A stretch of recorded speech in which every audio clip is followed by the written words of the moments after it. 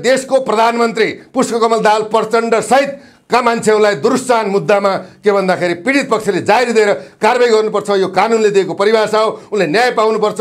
होइन भने के भन्दाखेरि न्याय मरेको देश हो भनेर प्रमाणित सरकार सत्तिनु जरुरी छ। अगर सत्तिनु सक्दैन भने देशमा चाहिँ के भन्दा यिनी पनि असुरक्षित छन् भन्ने हाम्रो तर्क पनि हो, जनताको आवाज पनि हो। होसियार, खबरदार र चाहिँ व्यवस्थापन सुरक्षा पद्धतिलाई सबल सक्षम गराउने चाहिँ सरकारको दायित्व हो। यदि सक्छौ शान्ति, सुरक्षा, अमन, चयन, समृद्धि खडा गर। होइन भने त्योलाई कुनै पनि हालतमा त्यो कुर्सीमा बस्ने अधिकार जनताले दिँदैनन्। त्यहाँ के भन्दा सुरक्षा कर्मी थिए, प्रहरी पनि थिए, अन्य मान्छे पनि थिए। त्यहाँ कुनै के चाहिँ भनौँ त्यहाँ भिआइपीलाई सेक्युरिटी गर्नुभन्दा पनि एउटा चाहिँ युवाले आफ्नो ज्यान दिइरहेको छ भने बचाउनु पर्ने एउटा भनौँ कर्तव्य र दायित्व थियो। कर्तव्य र दायित्वबाट सरकार चुकेको छ।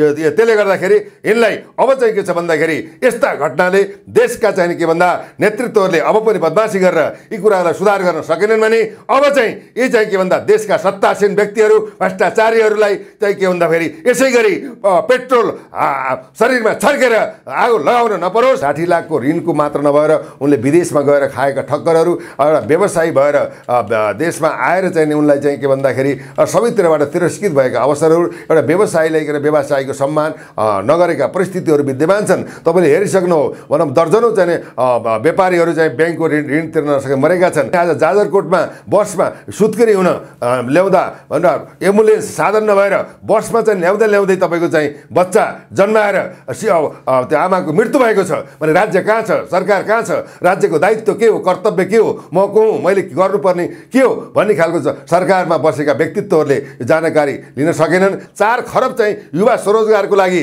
युवाहरूलाई 1.5 लाख ऋण दिएर प्रत्येक घरको 3 करोडै जनतामा रहेका एकजना व्यक्तिलाई व्यवसाय गर्नको लागि, बाख्रा पाल्नको लागि, भेडा पाल्नको लागि, हाँस पाल्नको लागि, माछा पाल्नको लागि, यावत व्यवसाय गर्नको लागि 1-2 लाख रुपियाँ चाहिँ प्रत्येक चाहिँ व्यक्तिको घर पछि एकजना युवकलाई, युवतीलाई रोजगारको व्यवस्था गर्न सकेमा पनि यो समस्या समाधानको बाटो हो।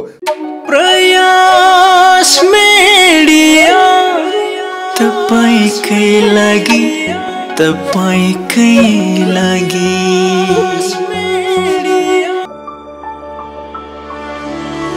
दर्शकबिन, यहाँलाई धेरै धेरै स्वागत छ। आजको विषयवस्तु र आजका अतिथिको बारेमा तपाईँले हाइलाइट्सबाट थाहा पाइसक्नु भएको छ। आज हामीसँग पछिल्लो समसामयिक विषयमा कुराकानीको लागि पूर्व डिएसपी तथा विश्लेषक हुनुहुन्छ कृष्ण प्रसाद शर्मा। उहाँका अन्तर्वार्ताहरू र उहाँका विचारहरू तपाईँले हरेक विचारहरूलाई सहमतिका साथ सकारात्मक कमेन्ट पनि दिँदै आइरहनु भएको छ। आज हामी पछिल्लो समसामयिक विषयमा उहाँसँग कुराकानी गर्न गइरहेका छौँ। कृष्ण सर, स्वागत छ यहाँलाई। धन्यवाद। जय जननी, जय मातृभूमि।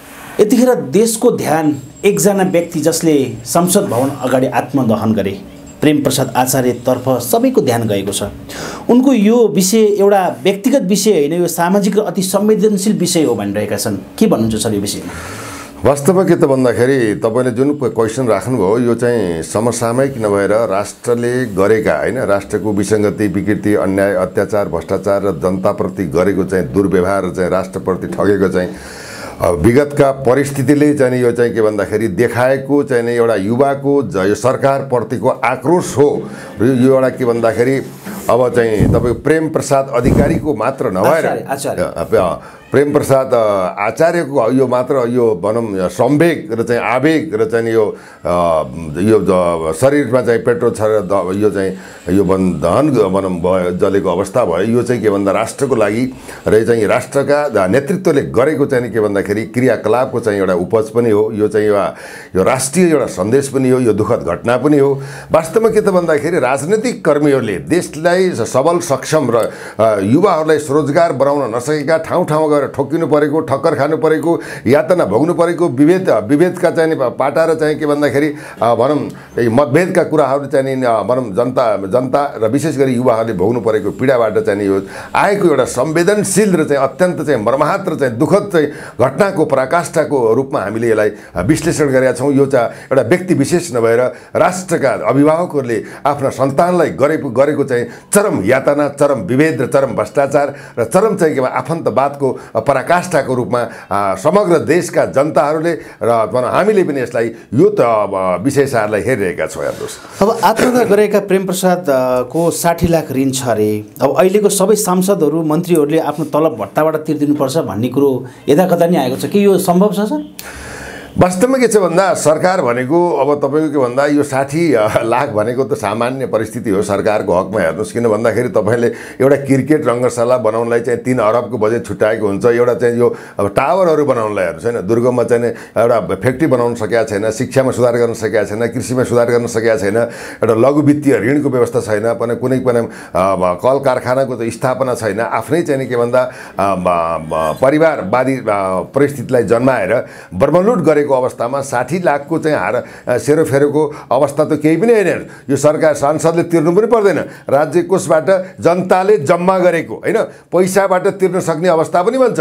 तथापि चाहिँ के भन्दाखेरि प्रेम प्रसाद आचार्यले जुन एउटा के भन्दा 60 लाखको ऋणको मात्र नभएर उनले विदेशमा गएर खाएका ठक्करहरू एउटा व्यवसायी भएर देशमा आएर चाहिँ उनलाई चाहिँ के भन्दाखेरि सबैतिरबाट तिरस्कृत भएका अवसरहरू, एउटा व्यवसायीलाई व्यवसायको सम्मान नगरेका परिस्थितिहरू विद्यमान छन्। तपाईँले हेरिसक्नु हो, भनौँ दर्जनौँ चाहिँ व्यापारीहरू चाहिँ ब्याङ्कको ऋण तिर्न नसके मरेका छन्। हिजो मात्रै विराटनगर एकजना व्यापारी मृत्यु भएको छ भने आज जाजरकोटमा बसमा सुत्केरी हुन ल्याउँदा भनेर एम्बुलेन्स साधन नभएर बसमा चाहिँ ल्याउँदै तपाईँको चाहिँ बच्चा जन्माएर त्यो आमाको मृत्यु भएको छ भने राज्य कहाँ छ, सरकार कहाँ छ, राज्यको दायित्व के हो, कर्तव्य के हो, म को हुँ, मैले गर्नुपर्ने के हो भन्ने खालको सरकारमा बसेका व्यक्तित्वहरूले जानकारी लिन सकेनन्, जनतालाई सधैँ ठगे। र त्यो कारणले गर्दाखेरि उनको चाहिँ के भन्दा एउटा भनौँ एउटा के भनौँ विज्ञप्ति अथवा उनले जना फेसबुकमा लेखेको स्ट्याटसमा पनि प्रचण्डज्यूलाई पनि उ गरिएको छ।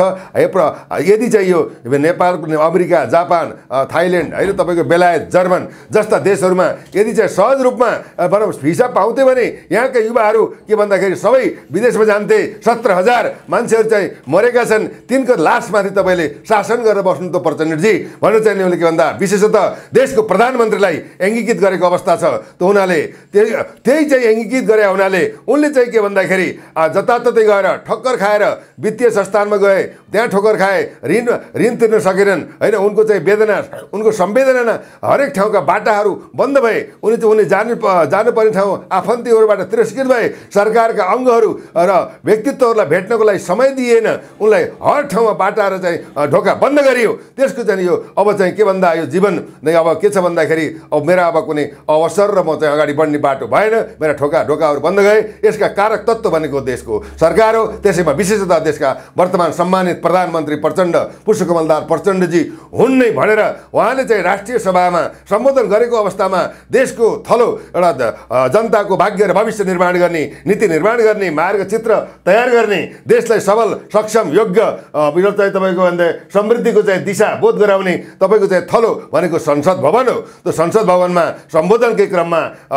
विशेषतः देशका प्रधानमन्त्रीलाई उनले प्रति र सरकारप्रति गरेको आवेग र सारा नेपालीहरूको चाहिँ एउटा प्रतित्व गरेर उनले आफ्नो ज्यान दिएका छन्। तर यो घटनाले के हुन्छ भन्दाखेरि कालान्तरमा अब यस्ता चाहिँ भनौँ घटना वृद्धि हुन्छ। श्रीलङ्काको अवस्था आउन सक्छ, किन भन्दा यहाँ चाहिँ आर्थिक मन्दीको परिस्थिति छ। तपाईँको चाहिँ आर्थिक देश असफल हुन लागेको आर्थिक अर्थतन्त्र धाराशायी भएको अवस्था छ, व्यापारीहरूले दिनादिन मरिरहेको अवस्था छ, ब्याङ्कले लुटिरहेको अवस्था छ, ठुला घरानीहरूले तपाईँको चाहिँ 80% जनता हाम्रो भनौँ के भन्दा राज्य कोषको पैसा लिएर उनले चाहिँ के भन्छ दोहन गरेका छन्। यसमा नेतृत्व र सरकारका चाहिँ उच्च व्यक्तित्वहरू मिलेका छन्, ब्याङ्कका सिइओहरूले चाहिँ पनि के लुटिरहेका छन्। त्यसैले यावत अवस्थालाई मध्यनजर गर्दा देश श्रीलङ्काको चाहिँ गतिमा गइरहेको अवस्था छ।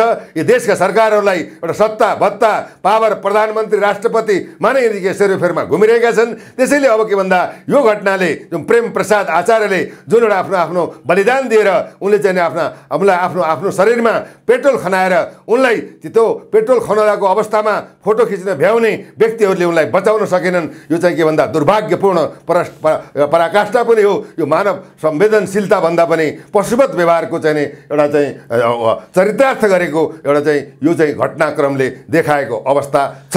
आगो दन्किरहेको छ, तर त्यहाँ अगाडि सुरक्षाकर्मीहरूले ठुलो ठुलो हेरेर बसेको अवस्थालाई कसरी निहाल्नुहुन्छ यहाँले? यो अत्यन्त गैर जिम्मेवारीपूर्ण चाहिँ परिस्थिति देखिएको छ। किन भन्दा त्यहाँ ओल्तिर पल्तिर मान्छे त्यो दृश्यमा मान्छेहरू दौडिरहेको अवस्था छन्, पेट्रोलमा आगो लागेर जलिरहेको अवस्था छ। त्यो अवस्थामा 3-4 जना मान्छेहरू पनि त्यही जलिरहेको ठाउँबाट दौडिरहेका छन्। कुनै व्यक्ति विशेषले भिडियो खिचिरहेका छन्। भनेको त के त पेट्रोल हालेर एउटा मर्न लागेको व्यक्तित्वलाई बचाउन एउटा जकेट हुन्छ, पानी हुन्छ, हार गुहार हुन्छ, केही नगरेर एउटा पशुवत व्यवहार गरेर उनको भिडियो लिएर चाहिँ सार्वजनिक गरिएको छ। यो मानवीय पराकाष्ठा हो। यो जङ्गली राज चाहिँ मानवता नभएका पशुवत अवस्थाको चाहिँ यो घटनाक्रमले देखाएको छ। त्यहाँ के भन्दा सुरक्षाकर्मी थिए, प्रहरी पनि थिए, अन्य मान्छे पनि थिए। त्यहाँ कुनै के चाहिँ भनौँ त्यहाँ भिआइपीलाई सेक्युरिटी गर्नुभन्दा पनि एउटा चाहिँ युवाले आफ्नो ज्यान दिइरहेको छ भने बचाउनु पर्ने एउटा भनौँ कर्तव्य र दायित्व थियो। कर्तव्य र दायित्वबाट सरकार चुकेको छ। त्यसले गर्दाखेरि यिनलाई अब चाहिँ के छ भन्दाखेरि यस्ता घटनाले देशका चाहिँ के भन्दा नेतृत्वहरूले अब पनि बदमासी गरेर यी कुराहरूलाई सुधार गर्न सकेनन् भने अब चाहिँ यी चाहिँ के भन्दा देशका सत्तासीन व्यक्तिहरू भ्रष्टाचारीहरूलाई चाहिँ के भन्दाखेरि यसै गरी पेट्रोल शरीरमा छर्केर आगो लगाउन नपरोस्, श्रीलङ्काको स्थिति नआओस्। यसले चाहिँ एउटा के भन्दा अत्यन्त भावविह्वल, अत्यन्त संवेदनशील र राज्यलाई एकदम जवाबदेही भएर अगाडि बढ्ने एउटा प्रेरणा र शिक्षा दिएको चाहिँ हामीले यसलाई विश्लेषण र चाहिँ आत्मसात गरेका छौँ। प्रेम प्रसाद आचार्य जस्ता अन्य थुप्रै प्रेम प्रसाद जन्मिन सक्छन् पनि भनिरहेका छन् सर। 100% सक्छन्। किन सक्छन् भन्दा जीवन र मृत्यु साक्षात् सत्य हो। जन्मेपछि मर्नुपर्छ। तर यहाँका नेतृत्वलाई एउटा मान शान प्रतिष्ठा इज्जत र सम्मान दिए। उनीहरूले के गरे देशको लागि? आजसम्म अहम प्रश्न जन्मेको छ। न यिनले के गरे? एउटा चाहिँ के त भन्दा देशमा 18 चाहिँ तपाईँको चाहिँ खरब 20 खरबको चाहिँ बजेट विनियोजन हुन्छ। तपाईँको 3 खरब 4 खरब चाहिँ युवा स्वरोजगारको लागि युवाहरूलाई 1-1.5 लाख ऋण दिएर प्रत्येक घरको 3 करोड जनतामा रहेका एकजना व्यक्तिलाई व्यवसाय गर्नको लागि, बाख्रा पाल्नको लागि, भेडा पाल्नको लागि, हाँस पाल्नको लागि, माछा पाल्नको लागि, यावत व्यवसाय गर्नको लागि 1-2 लाख रुपियाँ चाहिँ प्रत्येक चाहिँ व्यक्तिको घर पछि एकजना युवकलाई युवतीलाई रोजगारको व्यवस्था गर्न सकेमा पनि यो समस्या समाधानको बाटो हो। त्यो त्यति 2 करोडै 2 लाख गर्दा पनि तपाईँको धनै तपाईँको चाहिँ 4-5-6 खरबको चाहिँ कुराहरू आउँछ। तर यिनले सोचेछन् यिनले आफ्नो पैसा आफ्नो भकारी जम्मा गर्ने, आफ्ना पुस्तालाई 7 पुस्ता चाहिँ कमाउने, विदेशी ब्याङ्कमा जम्मा गर्ने, विभिन्न खालका चाहिँ यहाँका चाहिँ के भन्दा टावरहरू त्योदेखि लिएर तपाईँको डिपार्टमेन्टल स्टोरहरू, विमान सुन पसलहरू यावत कुरामा चाहिँ यिनीहरूले चाहिँ लगानी गरेर हाम्रो चाहिँ नेपाली भनौँ जनता र देशको चाहिँ भाग्यमाथि यिनले कुठराघात गरेका छन्। यिनीहरू जनताको भाग्य र भावी सन्ततिमाथि यिनीहरूले के गरेका छन् भन्दा भनौँ अत्यन्त घातक चाहिँ के भन्दा कार्य गरेका छन्, भ्रष्टाचार गरेका छन्। त्यसले गर्दाखेरि अब पनि यो घटनाले यी देशका नेतृत्वहरू सचिएनन् भने अब के हुन्छ भन्दा देशमा लेखिराख्नुहोस् प्रधानमन्त्री, मन्त्री, सभासद, राष्ट्रपतिको घरमा गएर यिनलाई थुतेर यिनलाई आगो लगाएर भाग्ने अवस्था आउँछ। यो चाहिँ घटनालाई एउटा अति रञ्जित नगरिकन यस्तो चाहिँ यसलाई भनौँ प्रेम प्रसाद आचार्यलाई शहीदको रूपमा देशमा राज्यले घोषणा गर्नुपर्छ। उनका चाहिँ परिवारलाई चाहिँ स्वरोजगार दिनुपर्छ, उचित क्षतिपूर्ति दिनुपर्दछ, वृत्ति विकास दिनुपर्दछ र चाहिँ के भन्दा मन्त्रीमण्डलबाट निर्णय गरेर उनलाई शहीद घोषणा गरेर उनका परिवारलाई, आश्रित परिवारलाई रोजगार, शिक्षा, दीक्षा र चाहिँ के भन्दाखेरि आफ्नो भनौँ जनजीविका चलाउने वातावरण सिर्जना गर्नु अहिले चाहिँ सरकारको दायित्व पनि ठहर्छ। होइन यस्ता कुरालाई नजरअन्दाज गर्दै गयो भने अब यिनी चाहिँ नेतृत्वहरूको एउटा उनको भविष्य, उनको स्वयं चाहिँ भन्दा भनौँ सान मान कुर्सीको चाहिँ के भन्दा सुरक्षित छैन। यो यथार्थ सत्य पनि हो, जनमानसबाट आएका अभिव्यक्ति र धारणाको विश्लेषण पनि हो। हेर्नुहोस् जस्तो सरकारले अब पेट्रोलियम पदार्थ बोतल ग्यालिनमा बिक्री वितरणमा रोक लगाएको छ, यो सँगै के यो जायज छ सर? वास्तवमा के भन्दाखेरि जब चाहिँ के हुन्छ घटनाहरू घट्छन् होइन। अब तपाईँको चाहिँ के भन्दा रामराजा सिंहले चाहिँ 2042 सालमा दरबारको चाहिँ छेउछाउमा 4 ठाउँमा बम पड्केपछि विस्फोटक पदार्थ ऐन लागू गरे। तर के भन्दा नेपालमा यस्तो चाहिँ के भन्दा विदेशी चाहिँ परिस्थिति र चाहिँ विदेशी नियम कानुनलाई बुझेर नेपालमा जनताको हकमा, जनताको सुरक्षाको हकमा, समृद्धिको हकमा, विकासको हकमा, शिक्षाको हकमा रणनीति तयार गर्नै सकेनन्। यिनलाई त के भन्दा कुर्सीमा जाउँ, पैसा कमाउँ, लुटौँ र चाहिँ यहाँ मात्रै नभएर विदेशमा लगेर जम्मा गरौँ, देशका जनताहरूलाई खञ्जड बनाऊ, अभाव सृजना गरौँ, यहाँका कृषिलाई पनि विस्थापित गरौँ, भएका कल कारखाना कारखाना विस्थापित गरौँ, विदेशीसँग मिलेर कमिसन खाउँ, देशलाई बर्बाद पारौँ भन्ने खालको मेन्टालिटी भएको हुनाले योग्य विज्ञ राष्ट्रभक्ति नभएको चाहिँ एउटा नेतृत्वको चाहिँ आत्मसत्ता पुग्नाले र जनताले पनि यस्ता गद्दार राष्ट्रघाती देशद्रोही विखण्डनकारी चाहिँ अपराधीहरूलाई के छ भनौँ पैसा लिएर भोट बेचेर आफ्नो स्वाभिमान बेचेकै कारणले गर्दा आज देश यो दुरावस्थामा पुगेको छ। यस्ता घटनाले के हुन्छ भन्दाखेरि भनौँ अब चाहिँ यो घटनाको श्रृङ्खला जन्म्यो भने कोही सुरक्षित हुँदैन। अब तपाईँको एउटा पेट्रोल डिजेल विषादीयुक्त चाहिँ मेडिकलका चिजहरू होइन, मुसाला दिने खुवाउने दबाईहरू, कीटनाशक औषधिहरू यावत कुरामा मान्छेको चाहिँ के भन्दा प्रिस्क्रिप्सन हुन्छ, डक्टरले चाहिँ सिफारिस गरेको अवस्था हुन्छ। अब त्यो मान्छे युवा छ अथवा चाहिँ परिपक्व छ वा छैन त्यो बुझेर एउटा सर्टेन क्राइटेरिया नीति निर्माण गरेर यी कुरालाई व्यवस्थापन गर्नुपर्ने देखिन्छ। किन भन्दा पेट्रोलियम पदार्थबाट विभिन्न मतलब पेट्रोल बम बनाएका अवस्था पनि छन्, त्यसलाई पनि पहिल्यै बुझ्नुपर्ने थियो। पेट्रोल बम प्रहार गरेर कति क्षति भएको अवस्था थियो, त्यो कुरामा अहिले सरकारले बुझेन। अहिले आएर चाहिँ के भन्दाखेरि अब पेट्रोल चाहिँ खुलेआम रूपमा बोतलमा अथवा ग्यालेनमा कुनै खुला सामानमा नदिने भनेर चाहिँ सरकारले जुन एउटा विज्ञप्ति जारी गरेको छ यो सुरक्षात्मक हिसाब किताबमा सकारात्मक नै मान्नुपर्दछ। तर यी कुराहरू पहिले नै भएको भए यस्ता घटनाहरू हुँदैनथे। त्यो कुरालाई चाहिँ के भन्दा बितिसकेपछि जुन कुरा आएको छ यसलाई सकारात्मक नै लिनुपर्छ जस्तो मलाई लाग्दछ। तर के भन्दा कुनै घटना घट्नुभन्दा पूर्व त्यसलाई चाहिँ के भन्दा त्यस्ता घटना हुन नदिने वातावरण राज्य र सरकारले गर्नुपर्ने हो। तर उनीहरूमा उदासीनता छ, उनीहरूमा लक्ष्य छैन, विज्ञता छैन, क्षमता छैन, अदूरदर्शिता छ, राष्ट्र बनाउनुमा विज्ञता छैन। यो अब विदेशीका लम्पसार भएको छन्, कोही रका एजेन्ट छन्, कोही तपाईँ सिआईका एजेन्ट छन्। अब तपाईँको चाहिँ र सिआईका एजेन्ट 72,000 उच्च कर्मचारीदेखि लिएर यहाँका नेताहरू रको एजेन्ट भएर एमबेसीबाट तलब खाएका छन्। अब यस्तो चाहिँ परिस्थिति छ। अहिले राष्ट्रपतिको चाहिँ तपाईँको चाहिँ चलखेल भइरहेको छ। अब प्रधानमन्त्री चाहिँ शेरबहादुर राष्ट्रपति बन्ने कि पूर्व प्रधानमन्त्री अब चाहिँ केपी शर्मा पूर्व प्रधानमन्त्री कि यसै नभएर चाहिँ अत्यन्त चाहिँ अनुनय भक्त भएका नेपाली काङ्ग्रेसका प्रभावशाली नेता अब जो रका चाहिँ समर्थक भारतका चाहिँ एकदम प्रिय पात्र कृष्ण सिटौला नै चाहिँ के भन्छ राष्ट्रपति बन्नेसम्मको चाहिँ खेल चलिरहेको हाम्रो चाहिँ अनुसन्धानले चाहिँ बताएको अवस्था छ।